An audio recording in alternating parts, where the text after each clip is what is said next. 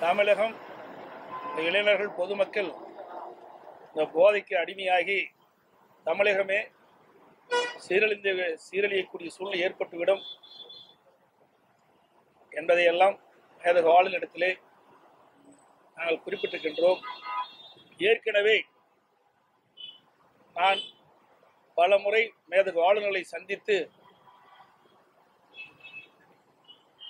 நாங்கள் மனு கொடுக்கின்ற பொழுது ஒவ்வொரு முறையும் தமிழகத்தில் போதைப் பொருள் நடமாடுவது குறித்தும் இதனால் இளைஞர்கள், மாணவர்கள், பொதுமக்கள் அதிக அளவில் பாதிக்கப்படுகிறார்கள். இந்த விடியா திமுக அரசு அலட்சியத்தின் காரணமாக சரியான முறையிலே நடவடிக்கை எடுக்காத காரணத்திலே போதை புழக்கம் அதிகரித்து ஒரு போதை மாநிலமாக இருந்து கொண்டிருக்கின்றது என்பதை பல முறை மேதகு ஆளுநரை சந்திக்கின்ற பொழுது எடுத்துச் சொல்லியிருக்கின்றோம். அது குறித்து விளக்கமான அறிக்கையும் அவரிடத்திலே சமர்ப்பித்திருக்கின்றோம். இப்பொழுதும் அண்மையில் இன்றைக்கு திராவிட முன்னேற்ற கழகத்தில் சென்னை மேற்கு மாவட்டத்தில் அயலக அணி துணை அமைப்பாளராக இருக்கின்ற ஜாபர் ஜாதிக் என்பவர் போதைப்பொருள் கடத்தலில் ஈடுபட்டதாக மத்திய போதைப்பொருள் தடுப்பு அலுவலர்கள் அவரை கைது செய்திருக்கின்றார்கள். கிட்டத்தட்ட 3 ஆண்டு காலமாக ஜாபர் ஜாதிக் அவர்கள் இந்த போதைப்பொருள் கடத்தலிலே ஈடுபட்டிருப்பதாகவும் பல்வேறு வெளிநாடுகளுக்கு 45 முறை போதைப்பொருள் கடத்தப்பட்டதாகவும் இன்று தினம் செய்திகள் வெளிவந்திருக்கின்றன. அவரை கைது செய்தவுடன் மத்திய போதைப்பொருள் தடுப்பு அதிகாரிகள் ஊடகத்தின் வாயிலாக பேட்டி அளித்திருக்கிறார். அதில் அவர் தெரிவிக்கப்பட்டிருப்பது ஜாபர் ஜாதிக் போதைப்பொருள் கடத்தலில் ஈடுபட்டு அதில் சம்பாதிக்கப்பட்ட பணத்தை திரைப்படத்தின் வாயிலாக திரைப்பட தயாரிப்புக்கு செலவு செய்திருக்கின்றார். அதோடு ஹோட்டல் நடத்துவதற்கு செலவு செய்திருக்கார். அதோடு திமுக நிர்வாகிகளுக்கு பணம் அளித்ததாகவும் குறிப்பிட்டிருக்கின்றார். அது மட்டுமல்லாமல் உதயநிதி ட்ரஸ்டுக்கு பணம் கொடுத்ததாகவும் தெரிவிக்கப்பட்டிருக்கின்றது. இன்னும் பல்வேறு அரசியல் தொடர்புடையவர்களுக்கு நெருக்கமாக அவர் இருந்ததாகவும் குறிப்பிட்டிருக்கின்றார். அதெல்லாம் விசாரணையில் தெரிவிக்கப்படும் என்று தெரிவித்திருக்கின்றார். அது மட்டுமல்லாம இந்த ஜாபர் ஜாதிக் அவர்கள் திரு டிஜிபி அவரிடம் அவர் நற்சான்றிதழை பெற்றிருக்கின்றார். சிசிடிவி கேமரா கொடுத்ததுக்கு ஒரு பாராட்டு பத்திரத்தை வழங்கி இருக்கின்றார். அந்த புகைப்படம் எல்லாம் வந்திருக்குது, ஊடகத்திலையும் பத்திரிகையில் நாங்கள் பார்த்தோம். அதுபோல முதலமைச்சரை சந்தித்து நிதி அளிக்கப்பட்டிருக்கின்றது, விளையாட்டுத்துறை அமைச்சரை சந்தித்து நிதி அளிக்கப்பட்டிருக்கின்றது. அதோடு திமுக முதலமைச்சர் குடும்பத்தைச் சேர்ந்த ஒருவர் ஒரு படத்தை இயக்கியிருக்கின்றார். அந்த படத்துக்கு தேவையான நிதியை இந்த போதைப்பொருள் விற்பனை செய்ததன் மூலமாக அந்த நிதியை பயன்படுத்தி தான் அந்த படத்தை தயாரித்ததாகவும் இன்றைக்கு செய்திகள் வெளிவந்துள்ளன.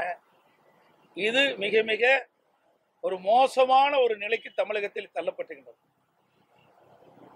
இன்றைய தினம் இந்த போதைப் பொருளை தடுக்க நடவடிக்கை எடுக்கின்ற டிஜிபி அவர்களும் இந்த நாட்டை ஆளுகின்ற முதலமைச்சர் குடும்பத்தைச் சேர்ந்தவர்களும் இன்றைக்கு பல்வேறு வகையில் தொடர்பு இருப்பதாக செய்திகள் வருகின்றன. இதனால் இதையெல்லாம் முழுமையாக விசாரிக்கப்பட வேண்டும். குற்றவாளிகளுக்கு தகுந்த தண்டனை பெற்று தர வேண்டும். தமிழகத்தில் போதையில்லாத மாநிலமாக உருவாக்கப்பட வேண்டும். ஒரு துளி போதைப்பொருள் கூட தமிழகத்தில் விற்பனை ஆகாமல் தடுக்க வேண்டும் என்ற ஒரு நிலைப்பாட்டை மேதகு ஆளுநரிடத்தில் தெரிவித்திருக்கின்றோம். அதுக்குண்டான நடவடிக்கை எடுக்க வேண்டும் என்றும் அவரிடத்தில் தெரிவித்திருக்கின்றோம். இந்த போதைப்பொருள் கடத்தலில் வந்த பணத்தை தான் இன்றைக்கு திமுக வைத்துக் கொண்டு இந்த தேர்தலில் சந்திப்பதாகவும் செய்திகள் வந்து கொண்டிருக்கின்றன. இன்றைக்கு மோசமான நிலைக்கு தமிழகம் தள்ளப்பட்டதற்கு காரணம் திமுக தான். அதனால இதுக்கு தார்மீக பொறுப்பை ஏற்று முதலமைச்சர் திரு ஸ்டாலின் அவர்களும் அவருடைய மகன் திரு உதயநிதி ஸ்டாலின் அவர்களும் தங்களுடைய பதவியை ராஜினாமா செய்ய வேண்டும் என்று மக்கள் எதிர்பார்க்கிறார்கள். போதைப் பொருளை தடுப்பு துறையை அது மட்டும் இல்ல, 2019ஆம் ஆண்டே மலேசியாவுக்கு இதே ஜாபர் சாதிக் அவர்கள் போதைப் பொருள் கடத்தப்பட்டதாக வழக்கு இருப்பதாக செய்திகள் வந்திருக்கின்றன.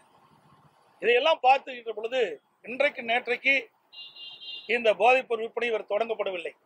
பல ஆண்டுகாலமாக பல்வேறு வெளிநாடுகளுக்கு இந்த போதைப் பொருள் விற்பனை தொடர்ந்து நடத்தப்பட்டதாகவும் அதில் வந்த வருமானத்தை வைத்து உயர் போலீஸ் அதிகாரியிடத்திலும் முதலமைச்சர் குடும்பத்துக்கு நெருக்கமானவரை காட்டி இந்த போதைப் பொருள் எளிதாக தமிழகத்தில் விற்பனை செய்து கொண்டிருக்கிறார். இங்கிருந்து வெளிநாட்டுக்கும் இவர் இந்த போதைப் பொருளை விற்பனை செய்து கொண்டிருக்கும் தெல்ல தெளிவாக ஊடகத்தின் பத்தின் வாயில தெரிய வருகிறது. அமைச்சர் ரகுபதி இப்ப சற்று நேரத்துக்கு முன்பு பேட்டிதான் இருக்காரு.